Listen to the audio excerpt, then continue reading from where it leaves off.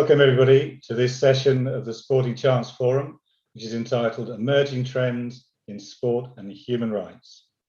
I'm going to be your moderator. My name is Martin Gibbs and I'm a special advisor at the Centre for Sport and Human Rights. We'll take questions at the end, so please do use the question function to send me questions that I can put to the panelists, and during the session please do use the chat function to interact and comment on anything that you find interesting. This forum is organised by the Centre for Sport and Human Rights, so please follow us on our website, sporthumanrights.org, also on LinkedIn and on Twitter, Sport and Rights. And the conference hashtag is SCF21.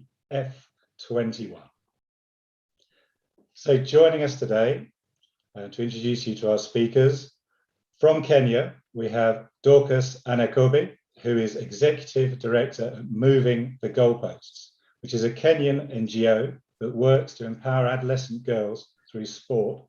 And she's also a Director at the Centre for Sport and Human Rights.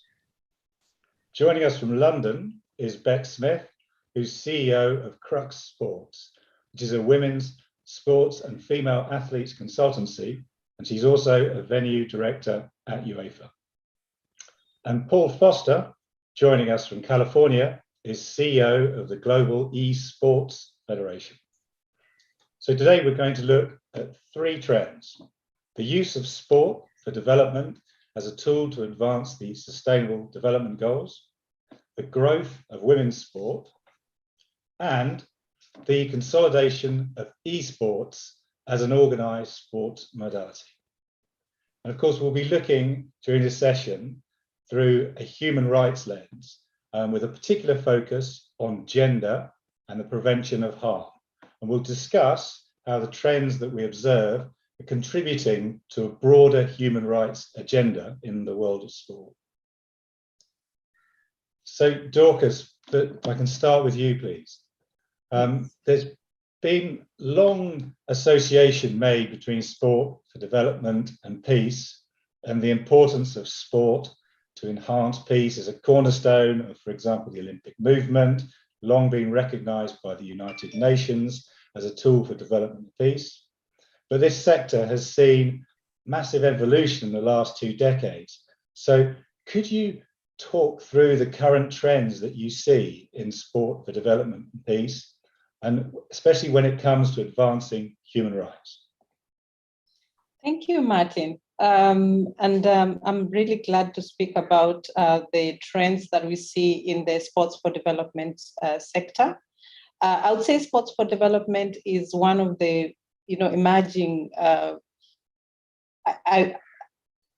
avenue where community actors or people who come from their own communities are coming up with programs or projects that help them to resolve or to discuss issues that affect them within the communities through sports. And I think that's the amazing work that the Sports for Development has contributed towards the Sustainable Development Goals. Because if you look at the movement has constantly or has evolved and has tried to connect itself to the Sustainable Development Goals.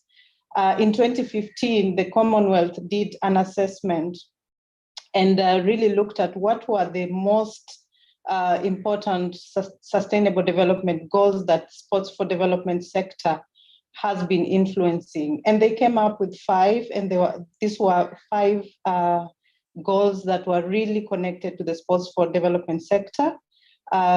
The goal 3, good health and well-being. Goal 4, inclusive and equitable education, where the sports for development sector has been pushing for more young people to access education. Goal 5, gender equality, where we've constantly been addressing issues of gender-based violence, exclusion of women in development programs, and sport has played a tremendous role in ensuring that women are included, women are on the pitches participating in sport, and also women are contributing to the changes or to development within their communities. Promoting of inclusive and sustainable development growth, we know how important sport actually can play in terms of promoting youth to acquire life skills that enable them, young people to be employable. And this is what the sports for development sector has been doing, trying to work with young people to acquire additional skills, to become, business women, businessmen, and also to use sport in itself as an avenue to empower themselves and become better persons within our society. And lastly, to make cities and human settlements more inclusive.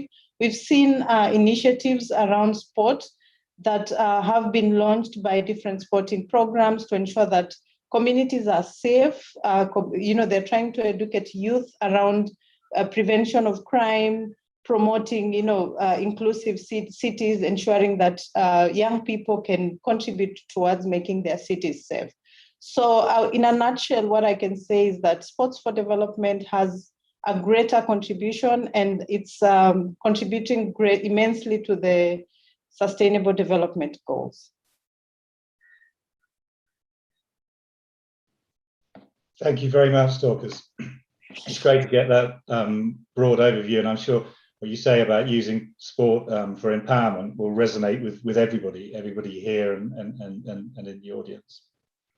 Can I turn to you, Bex, please, to talk about women's sport? We've seen a consistent growth of women's sport over the past several decades, but despite the principles of equality and non-discrimination being assured in all of the architecture around sport, so the international federations rules, the sport rules and national laws and international laws, and then the UN conventions that apply to sport and society generally, we still see discrimination in sport.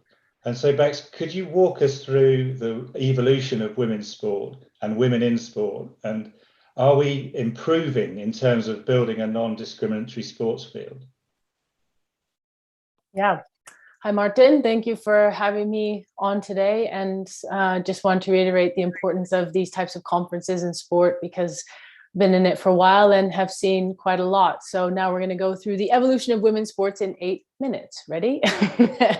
No, but I do think it is important to look back so we can understand the why in order to overcome the barriers that have been, as well as lean into the positive growth opportunities that have presented themselves throughout women's sports and its evolution. And when we start all the way back at the beginning, when the ancient Olympic Games started in 776 BC, it was initially organized in honor of the 12 Olympian gods. Even 5 of them were women, but women were excluded from the games, and women had to start their own games called the Heraean Games, which took place every year, and was involved in only one event called the Stadion. And then we had the first modern official Olympic Games, which was in 1896. And by 1900, we had 22 women, which was only 2.2% out of a total of almost 1,000 athletes compete in the Olympics. And finally, only finally in 2012, did we see the London Olympics, which was the first Olympic Games in which women competed in all the sports of the programs. And now currently it's mandatory to add sports when they do start for both men and women. So looking at sort of the ultimate sporting event of the Olympics, it's quite recent really that it's been actually more equal. Just looking at in the history, some of the most significant barriers, because I think it is interesting to see, okay, why is it that women have been excluded traditionally? We look at things like bans. So the Boston Marathon, women were not allowed to run in marathons, all the way to women's football in England. In this country, the FA actually banned women's football for 50 years. So when women are not allowed to compete in sports, there's clearly a lack of participation and a lack of development of skill, let alone on the pitch or on the sports field, let alone all the structures that have to be built outside.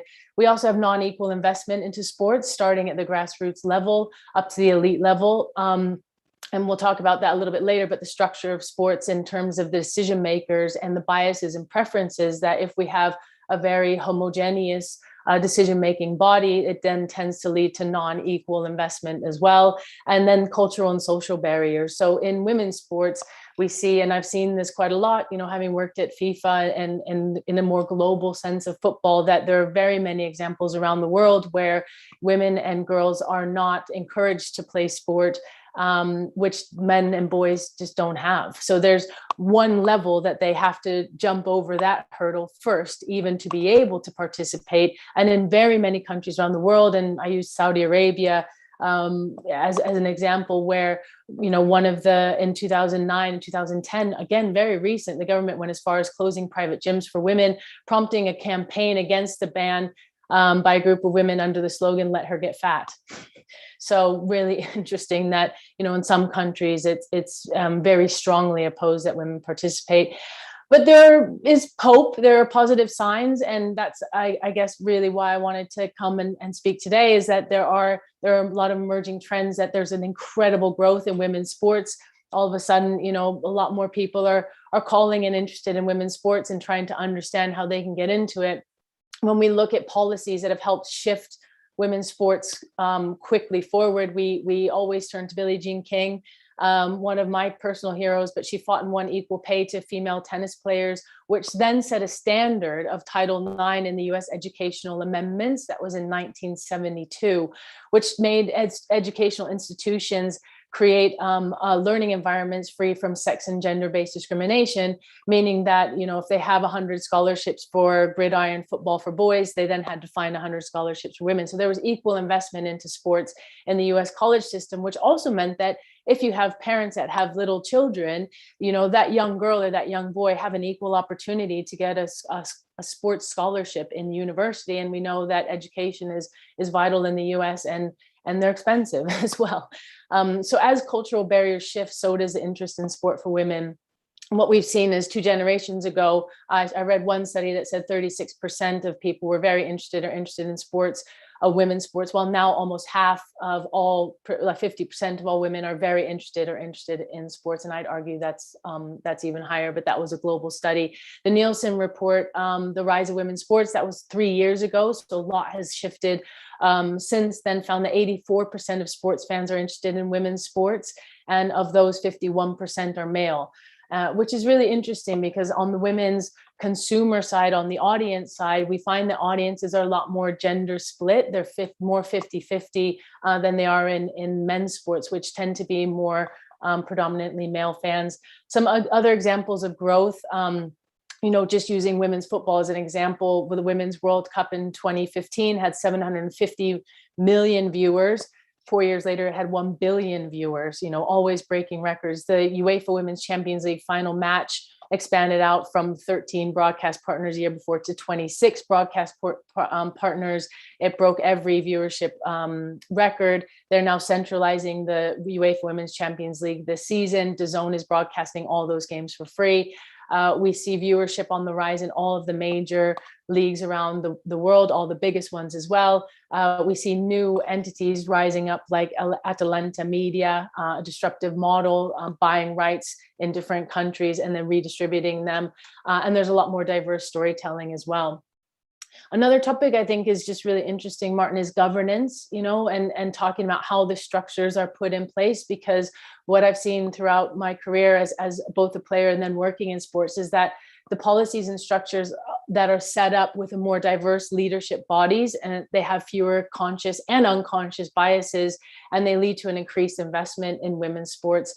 And additionally, we also see that the more nascent sports, the more recent ones that have evolved, like a CrossFit or skateboarding and surfing that have entered into the Olympics now, or Rugby X, a whole new format, a 5v5 tournament, which is indoor, or the 100, which is cricket. They've all started with a much more gender equal structure right from the start, as opposed to something like a football, which is, very old, very traditional, has been started by men, has been traditionally played by men, has had male referees. And so no wonder that it's been a mostly male audience, which has made it a lot harder for women to get into the sport, because it is a historical traditional structure that's been in place.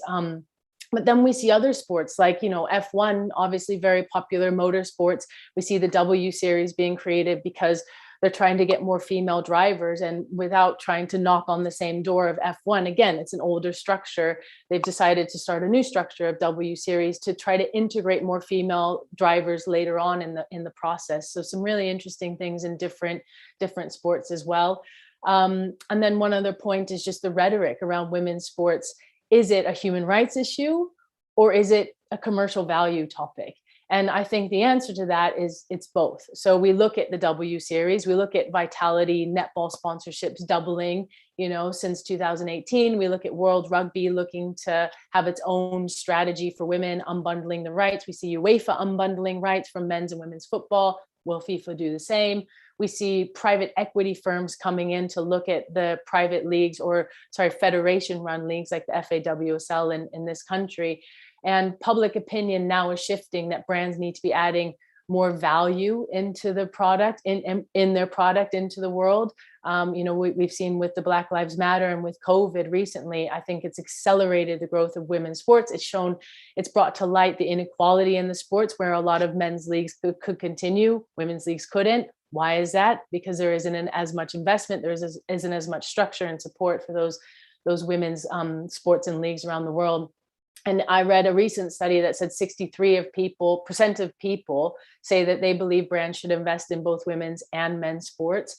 So while women's sports has clearly always been a human rights issue, because there has been discrimination against women playing in the sport and being able to work in the sport, it's also, I believe, the best, one of, if not the best place to invest right now, because you have a value-based proposition, the community, the inclusion, the diversity, the collectiveness, the openness of the players, the accessibility of the players, arguably is something that brands would like to work with, rather than trying to compete with this huge pie. We're all trying to build the pie together. So there's a lot more community in women's sports. So just to summarize, looking ahead, we're definitely primed with innovation, with fewer barriers to entry, and there's a lot more green pasture and opportunity for women's sports. We can do things differently from the men's. The brand opportunity is massive. You can be first to market. It's a low entry to come in and buy rights into women's sports. We can tap into traditional broadcast, but we can also have new innovative structures to include broadcast as well as social media, where a lot of female sports fans are consuming. And the accessibility and personality of female athletes can be capitalized a lot more in media and storytelling. So there you go, in a little bit more than 8 minutes. But very exciting in any sense.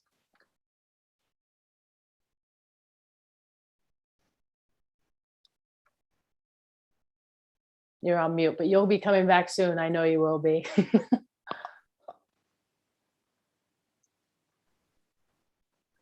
Yeah, apologies for that. I was using a brand new separate mic, which stopped working. So excuse me. Thank you very much for that. I'm really interested to see that evolution. The numbers speak for themselves, don't they? With what's happened to the Olympics and the structural issues that you talk about, which are sort of top down, and then the brand and economic push upwards is really, really fascinating to think about. Our third trend, the growth of esports. Over to you, please, Paul. Esports is clearly already changing the way we think about sport, and it will throw up new issues and challenges on respecting and promoting human rights. And I think what would be really interesting for the audience, if you could start by reminding us what characterizes esports and what the growth is looking like. And then lastly, how should we look at esports from a human rights perspective? Thank you, Martin. Thanks for having us today, and congratulations to the Centre for Sport and Human Rights for bringing this together as we look at emerging trends. And I'm thrilled to be also with Dorcas and Bex looking at this issue, and I was fascinated to listen to both of them talk about this, and it's a pleasure to talk about esports and its role in society, I guess, and specifically in the role, as Martin, you asked, around human rights and social conscience and responsibility. I think, at the first, esports we define as in 4 simple words: organized competitive video games So when we play a video game, we're playing a video game. And when Martin and I are competing against each other, human against human, we are involved in esports potentially. And then these, of course, have become incredible competitions.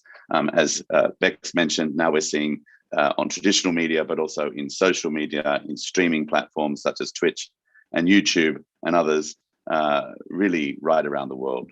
And this is the last point of what I wanted to mention around the world, which is at the Global Esports Federation. We're based out of Singapore, but we really have our community really in every corner of the globe.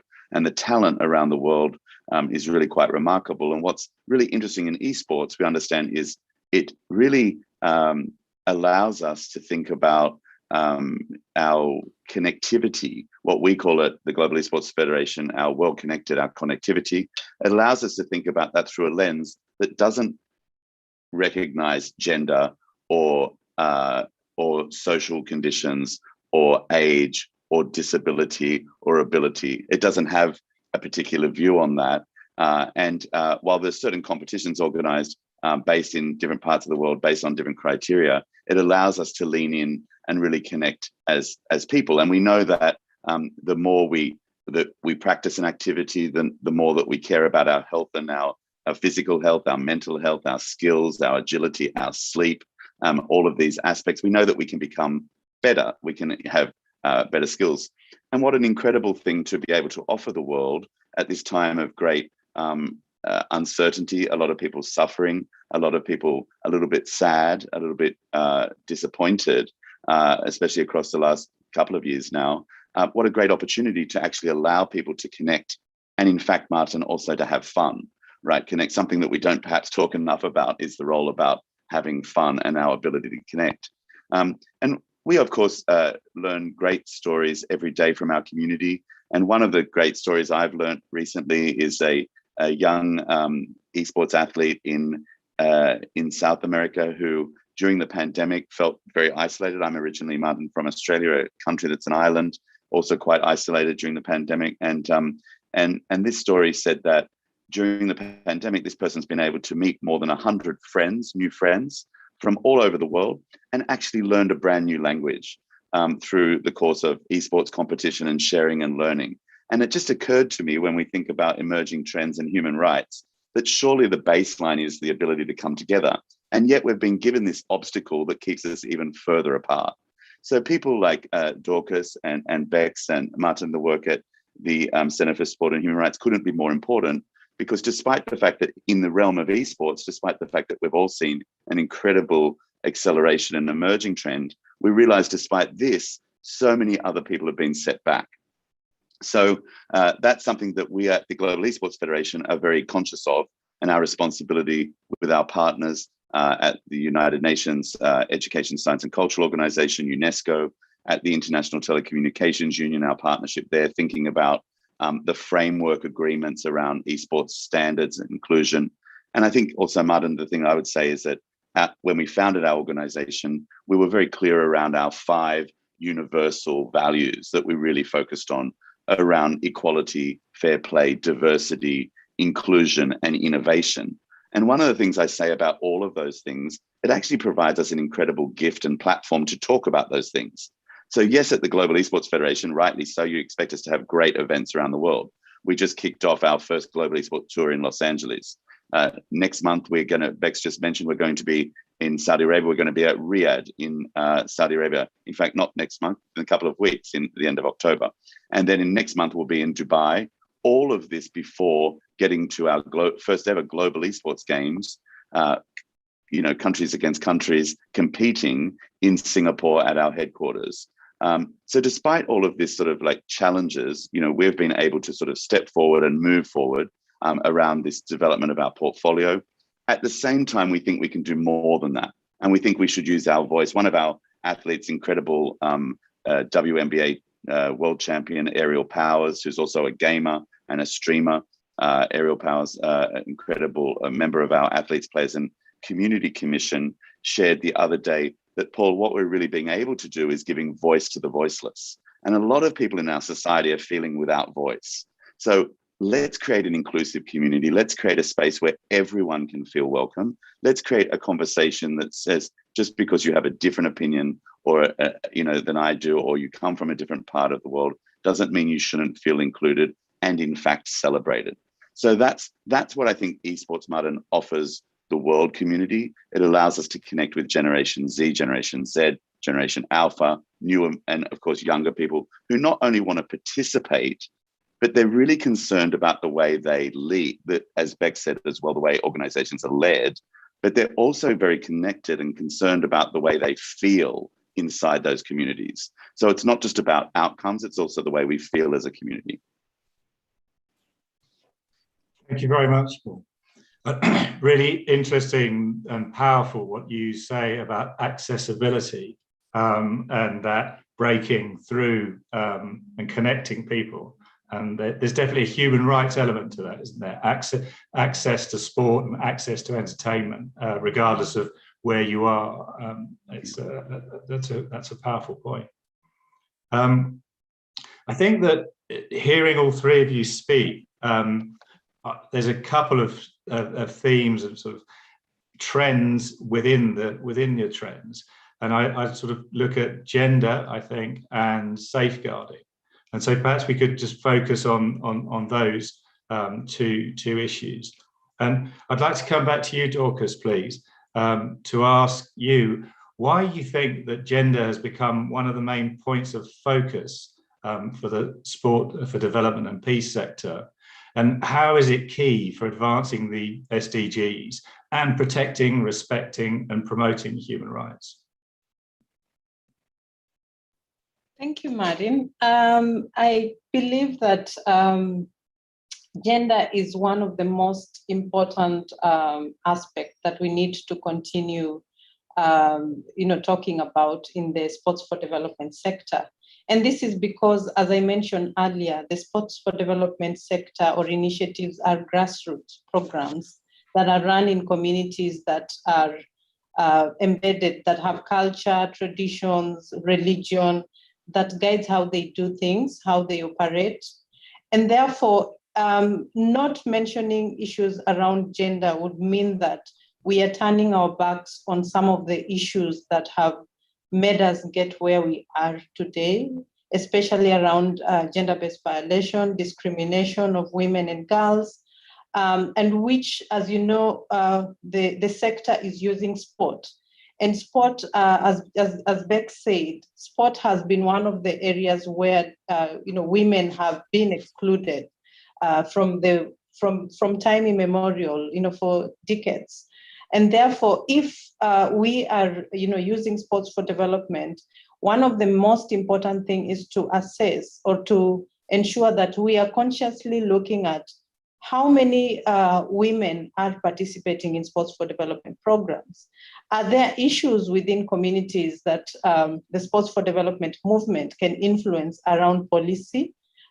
Issues sports for development movements can influence around the practice, because a lot of the work we do is working with federations who purely our children finally end up playing professional sports. Some of them, quite a big number, we are trying to tackle the issues that are within their communities. And therefore, it's important that we look at how our governments, how our federations allocating budgets, allocating resources towards sport. Because if you look at a lot of the planning, a lot of the budget allocation, so much resources end up going to the men or the young boys who are playing sport, because not by default, but because they are there playing sport. And therefore, to organize girls to play sport within the sports for development sector, you need to put a lot of effort. You need to invest a lot of resources. You need to invest in parents to educate them, to tackle issues of discrimination with the communities and ensure that they look at women equally as they look at their young boys when it comes to participation in sport. And therefore, what I would say is that gender is constantly, I would say is an aspect that the sports for development sector is constantly bringing to the table, is constantly addressing. We have tools, we have theories, we have common frameworks that we are currently developing with our partners to ensure that anyone within the sports for development sector finds enough resources, finds enough information to enable them be able to program effectively, especially with young women and with women who are participating in their organization. And then also speak about the issues of who are the leaders within the sports for development sector. The sector is led purely by men, and therefore we are also trying to see how can we change this trend? How can we make the sector very inclusive, ensure that women are also in leadership positions, women are also in decision-making positions, so that they can be able to influence and role model to more girls to, in their communities to come and be on the field of play and participate in sports for development program. So I would say for us in the sports for development sector, gender is a major, major, major consideration in our planning, in our budgeting, and in our advocacy work. Thank you, Dorcas. Really interesting what you say about leadership and that being a barrier because of the male leadership blocking the progress. I'm sure the audience would really like to hear more about your specific work in Kenya in moving the goalposts. Could you let us have an overview of that work and the practical things that you're doing on the ground? Yeah. So at Moving the Goalposts, we work around dismantling systemic issues that stem from perpetual gender inequality that exists in most of the regions that we are working with. And here we are addressing issues like discrimination, violence, existence of harmful practices that affect some of our children, especially early marriages, issues like female genital mutilation that some of the girls have to experience. And therefore we provide girls with education and sexual and reproductive health information and services to ensure that they can feel comfortable about who they are first as people or as young women, learn about their rights, and also find this as an opportunity to access leadership positions. So at Moving the Goalposts, we have established 51 secure places or communities where girls come to play leagues. So we run leagues for girls who are between 9 to 10 years. We run another league for girls between 11 and 13. And we run a more older league for girls who are between 14 to 25 years. And through this program, we ensure that girls come, they're able to practice leadership by officiating the matches themselves. They come to the pitch and try and understand who they are through the sessions. They can speak in front of, those practical things of a girl standing in front and talking about herself, talking about, her family with others. And also through that, we ensure that one of the focus areas is to tackle the barriers that affect them. For example, work with their parents to understand the rights of these girls and young women. Work with the communities also, especially schools, to provide equitable environments or to provide environments that are very supportive for these girls to be able to thrive as leaders. And then we also use that opportunity to also push some of the girls who are very good sportswomen to access professional sporting environments so that they can lead and thrive. And we have channeled a number of girls from our program to the National League. Some of them are also playing professional football. So we believe that this access that we provide, this platform that we provide for girls, gives them an opportunity to stay in school, to stay away, or to refrain from vices such as sexual violation, to vices from gender-based violation. So we do that, and we ensure that we monitor and evaluate and check how are the girls benefiting. So we speak constantly to the girls. We ask the girls constantly to tell us how they feel about the development. We also monitor and see how many of them have completed education, how many have transitioned school, because that's the only way we will change our communities in Kenya and in the coastal region. Really interesting to hear that from on the ground, and your point about building leadership through sport, which sort of links a bit with what we've been talking about in structure. You can hopefully see the future with more leaders from your program. Paul, can I come to you, please, on a similar sort of theme? Yeah, I'd like to hear from you how esports has changed the way you think we look at gender and women's participation, and what have been the remaining gaps and challenges in terms of gender discrimination in esports? Thanks, Martin, and thanks for the chance to speak about this. And congratulations to the work, Dorcas, you're doing and leading in your body of work. This was fascinating to me. I'm just so proud that, Martin, that we're able to have these conversations and talk about it. Isn't it wonderful that we're able to talk about it? As Her Excellency Gabriela Ramos at UNESCO on a recent panel I was listening to says, you know, it's really important that we say what the issue is and that we're able to articulate it and put it out there and say what it is. And I think all of us probably feel a sort of collective responsibility to talk about it and hopefully to improve the situation for people all around the world. That's why we're talking about it. I also really enjoyed what Dorcas mentioned about the fact that how important it is that people can feel comfortable about who they are, you know, and that also that we provide an opportunity to have access to leadership positions. So it's really incumbent on all of us to think about this. And the reason that gender is so important, and what a great opportunity in esports to talk about it with this incredible group of people who, more than 3 billion people now, we understand, are involved in gaming and esports in some capacity. Huge, maybe nearly half the world's population is somehow connected to gaming and esports as a way of connection and a way of fun and a way of enjoyment, as well as education, I should say. There's a lot of great publishers around the world who are working with teachers and schools and education systems to think about it. And that's precisely the point. Often, I believe that ignorance and change has to come from education and has to come from awareness. So the most important thing is to have conversations like we're having today, and to evidence it, and then put in place a plan of action. And we have an incredible group of people who are talking about the actions that they're putting into place around the world. I think that for us, you'll be pleased to know at the Global Esports Federation, I hope, that equality is not by chance our first value. It's our first value. And it's the one that we talk about first. We also talk about equity, but we think it's still important to talk about equality as well. And the reason, and we think we'll always talk about that, by the way. We don't think that this conversation is one that necessarily goes away. We think that we should be actively involved in this. And what we call at the Global Esports Federation, sort of, Martin, shining a light on the issue and talking about it. It's true that we understand from the data that women are underrepresented in esports, but it's equally true that women, as Dorcas mentioned, that women have increasing access at a rate of about 8% growth year on year.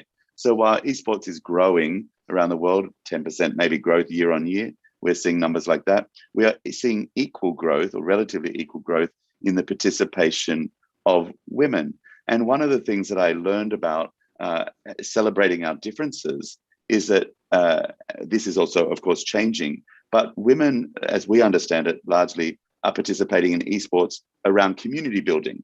Often, traditionally, like the men participating in esports have been around winning competition. This is like very classic sort of stereotype, but this is what I'm hearing, and that women are actually evolving communities and support around competition. So all of that is changing. At the Global Esports Federation, earlier this year, together with the United Nations Women, UN Women, we staged our very first World Connected Women's Global Forum. And this was a forum of women to talk about the issues and their experiences around esports. Just there's an incredible amount of issues to be confronted and discussed, but to talk about it. And I'm proud to let you know that in December this year at Singapore, within the construct of the Global Esports Games, the World Connected Women's Global Forum will reappear. So not only are we having the world's greatest athletes and players playing esports in Singapore at our Global Esports Games, one of the key themes will be around inclusion, diversity, and equality, and highlighting it crystal clear, saying well-connected women. So again, it's this notion about shining light and creating space and facilitating the conversation. Thank you very much, Paul. Really good what you say about collective responsibility. It's all our responsibility, and clearly Global Esports Federation is taking its responsibility. You're really highlighting that. Thank you. And Bex, if I can come to you, please, also on the topic of safeguarding. From what you were saying earlier, you've got massive growth, but it feels like safeguarding and creating better safeguarding measures across sport to protect against gendered harms is really important as part of that growth.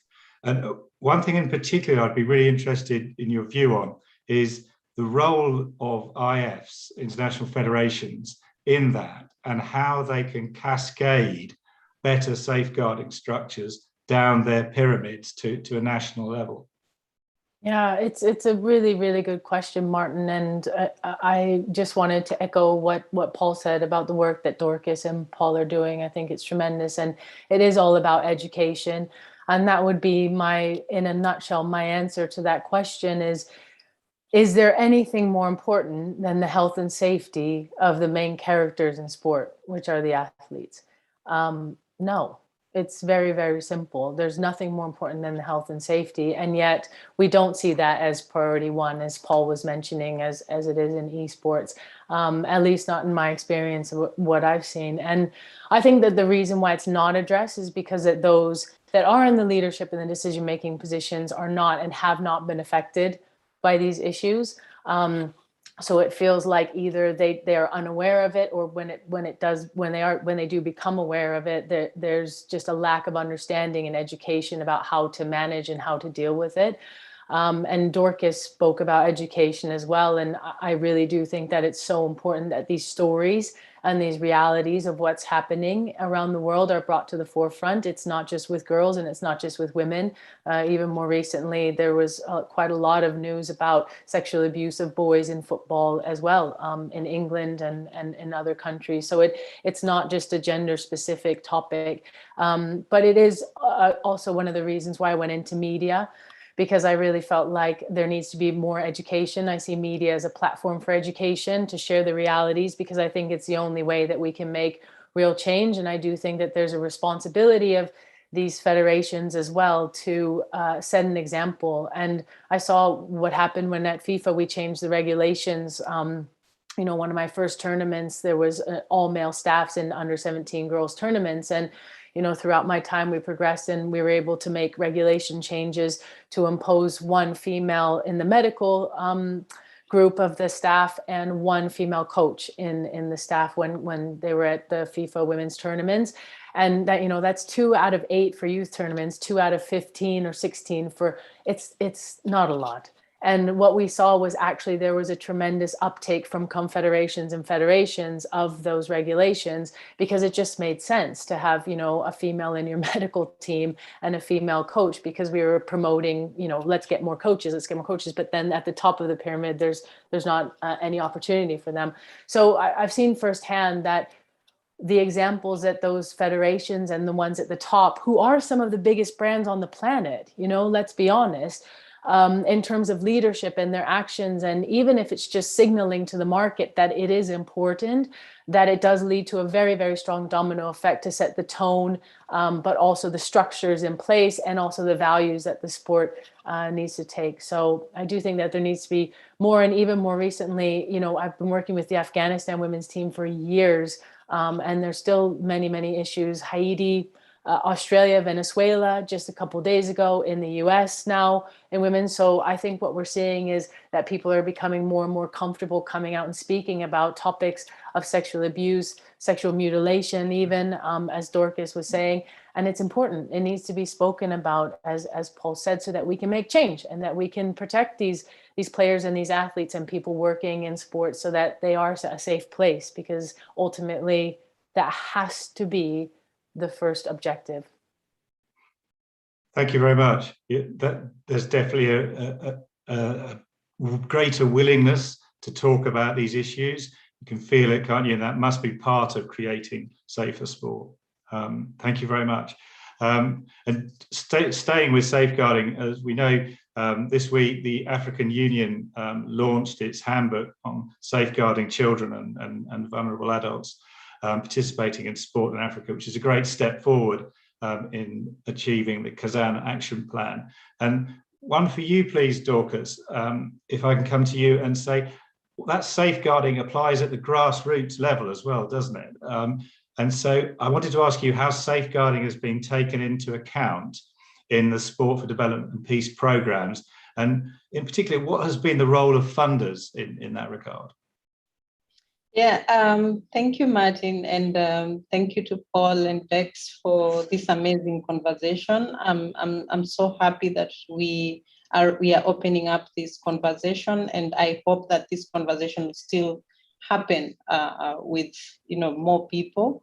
So I would say that I was so excited to see the safeguarding, I think I would call it a manual that would guide sports for development organizations when they're thinking about putting measures in place to guide their work. But my longest experience about safeguarding is you can have as much documentation, you can have 1 million documentation, but if you do not practice what is written in those documents, I think you're not, if you're not progressive, if you're not practicing, if you're not looking at your environment constantly, I don't think those manuals, those policies that we have in place make sense. I would say that for the longest time, the funders have had a bigger role in ensuring that when they invest resources, that the funds that go to the communities that they intend to benefit are not going actually to destroy or cause harm to those children. And therefore, they have constantly implored on organizations like Moving the Goalposts to put safeguarding measures in place at the point of contracting or signing agreements. And I would say they've also contributed towards knowledge development and building the understanding, helping us also look at measures that we had in place previously that we were forgetting in our communities, that helped us safeguard our children or safeguard the people that we worked with. And therefore, in Sports for Development, I would say safeguarding is also an emerging trend, and it's also one of the biggest focus when it comes to access to funding, and when it comes to funding decisions, how funding decisions are made. Funders are constantly asking, where is your policy? And if you don't have one, can you put one in place? They're also constantly, looking at how progressive are you, and also investing. I would say a lot of the funders we have invested in our, putting in place people within the organization or measures within the organization that can help safeguard or protect our beneficiaries, and also respond to, any incidences when they happen within our beneficiaries. I would say that we still have a gap because not all funders are on board. We still have a significant challenge because a lot of the people are not really aware about safeguarding. They still do not understand why it's important to put these safeguarding measures in place and how it has a direct benefit to the beneficiaries that they are giving funds to support. And therefore, I would say within the Sports for Development sector, there's a growth around safeguarding because more organizations are putting safeguarding measures in place. I would say there's still more that needs to be done in terms of ensuring that those measures that are in policies are constantly being practiced and they are constantly being improved upon to ensure that children are safe. I would say that if we did a survey to just assess how many children feel safe in our organization, we've had safeguarding measures in place for the past, I would say, 15 years at Moving the Goalposts. And we still have incidences where children will tell you they still don't feel safe at some point within your program. And therefore, safeguarding is not just a one-off thing that you're going to do and move ahead and say that we have these measures, we put them in place, and we don't look at how they are and how the environment keeps changing. For example, COVID has come, and you need to really look at how do your measures look like. You're now delivering your programs online. How do you constantly ensure that the children that you deliver the programs online with are safe? If you've moved on to fitness session, there are no longer leagues. How do you ensure that as much as you had league rules, now you have other things in place to ensure that children, when they're gathering together, that they are safe? So I would say that safeguarding is a constant issue within the sports for development sector. Thank you very much, Dorcas. Yeah, definitely a constant issue everywhere. And I really like what you say about it's all very well and good having written policies, but it's the implementation of those policies that's crucial to keeping sport safe.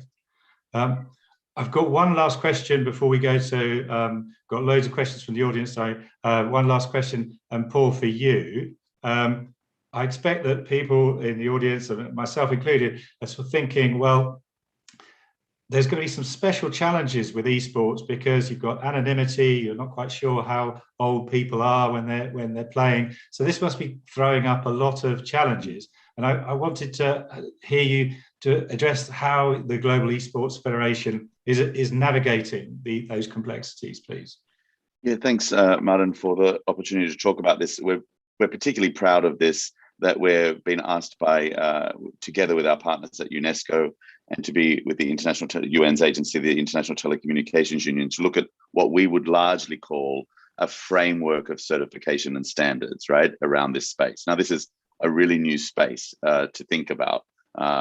As Bex said at the onset, sport, of course, has been around for millennia.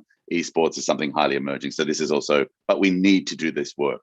And it's really incredible for us, just like this opportunity to talk about it. It's also incredible that the world wants to talk about this, right, in terms of like safeguarding and in terms of the aspects and issues that Martin, you highlighted. So we're going to absolutely lean in on this. We think that it's not something that will be done in a week or a month. It's going to be a project across the entirety of next year, but bringing in the world's experts, bringing in civil society, bringing in and working together with the Center for Sport and Human Rights to think about that as we also inform that body of work. So to actually do it, and I was very impressed straight after. We haven't yet entirely announced this initiative in all its forms. We were just on a meeting with our executive board yesterday, our executive committee yesterday, talking about it.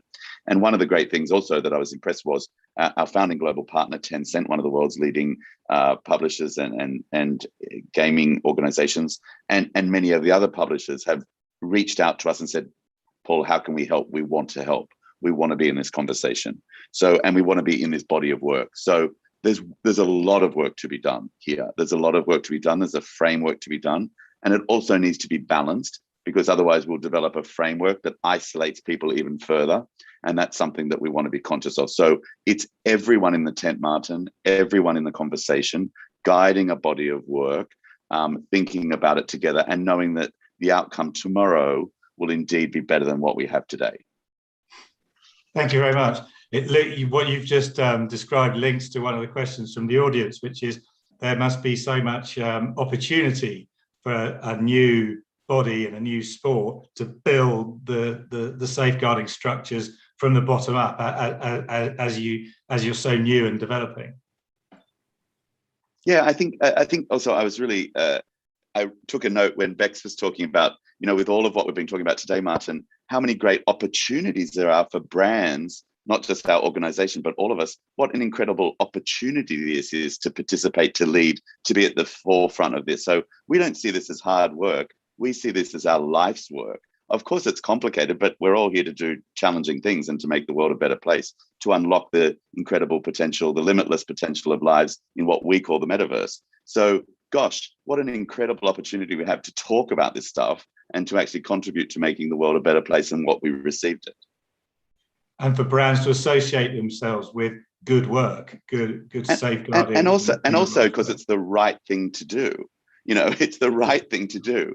And then it enables you, one of the things that, Martin, in esports, which we've learned, is this incredible proximity to the players and the gamers and the young people, right? So we're all hanging out in this. Here we are running a conference today, you know, in the metaverse, right? Virtual world. And, you know, what a great opportunity it is to have the ability to connect people from all over the world. Would have been impossible to do before COVID. Indeed, great, thank you. Okay, I'm going to move on to some questions from the audience. Dorcas, can I ask you this one, please, from the audience? Can you please share your thoughts on additional emerging trends like disability inclusion, athlete activism? What are the other topics and issues that you see emerging? Thank you, Martin, and thank you for the question. So apart from the issues of disability and inclusion and athlete activism, I think a number of emerging issues is also how do we mainstream also the sports for development sector. Remember, we are coming from a grassroots point of view. We are coming from communities, and issues around lesbian, gay community being included in sports for development. I think it's an issue that we are still behind as a sector, because we have not been very inclusive around ensuring that those young women or those young people that want to participate in sporting program, they find their footing within community sports for development programs. And that's another emerging issue that we constantly are having conversations. We constantly are engaging with initiatives that are purely working with those young people to ensure that our sporting programs are inclusive and that they're not promoting any biasness or any discrimination of any young woman or any young man within the community. I would say the other emerging trend as young people that we're dealing with are issues around the environment. Because remember, for Sports for Development, we have a great initiative by a young person in Kenya who has an initiative called Trees for Goals. And the reason why I like that initiative is because this initiative is encouraging young people or communities to really care about the environment. And using sport, you can really influence that. You can also change the young people's mindset around how do they contribute to environmental protection? How do they contribute towards ensuring that the climate is restored or is protected by the same people who are contributing to its destruction? So those are some of the two emerging trends that I feel are really important and very current to our situation. Thank you very much, Dorcas. Here's another one, and I'm going to put it to you, Bex, if I can. Do you think that the presence of more women in leadership positions would increase the level of commitment of sport bodies to human rights, and how so? Yeah, it's a good question. I think more diversity in general in decision-making bodies leads to a healthier decision-making process and a more inclusive way of making decisions, and actually been proven that it helps the bottom line as well. So, it helps to eradicate the biases and also ignorance. We talked about the lack of education and understanding about what's really happening on the ground in sports sometimes, and esports as well. That there are topics of lack of gender equality, that there are safeguarding issues. So I definitely think that it's not just a women's topic. To answer a little bit partly the previous question as well, I actually think that one of the biggest trends that I've seen is and we've touched on it, is that athletes are becoming social activists and using their platforms, which are some of the biggest and most influential platforms on the planet, for social activism, to try to change, to use their platforms for good. We've seen, LeBron James supporting the WNBA, the women's basketball. We saw the women's basketball supporting Black Lives Matter. We see a lot of the LGBTQ plus community leaning into things like Black Lives Matter. And I just think that there are a lot more athletes now, and it's been quite common on the women's side, but now we're seeing a lot more men, Marcus Rashford, against racism, really trying to use their platforms for good. So I definitely think that, allowing those athletes, they start to become sort of leaders in the space as well, and they're coming from a more diverse background as well. So definitely. Thank you very much. I think we've got time for one more, and I'm going to go back to you, Dorcas, if I may. Here's one from the audience. What is the current post-pandemic status of the sports for development sector, and what does the sector need to recover?